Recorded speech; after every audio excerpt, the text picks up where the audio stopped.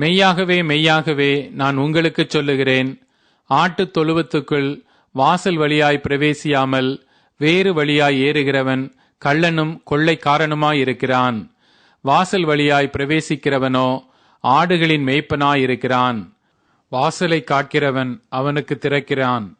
ஆடுகளும் அவன் சத்தத்துக்கு செவி கொடுக்கிறது.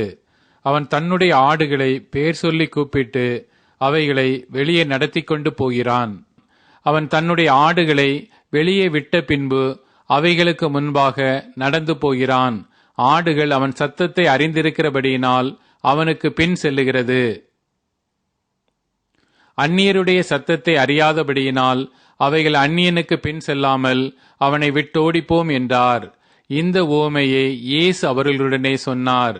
அவர்களோ அவர் சொன்னவைகளின் கருத்தை அறியவில்லை.